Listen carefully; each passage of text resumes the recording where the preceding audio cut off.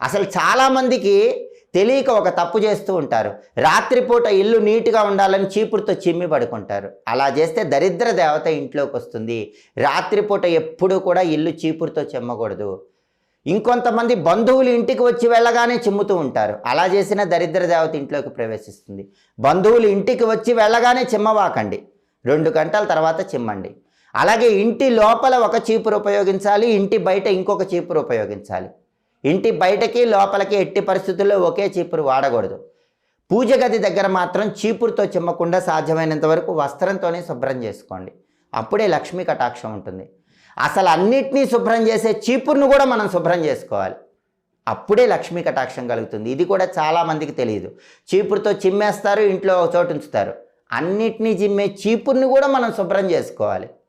చీపురుని నీళ్లతో కడిగి చక్కగా ఆరబెట్టుకోవాలి. ఎప్పుడో తెలుసా? దానికి ఒక స్పెషల్ టైం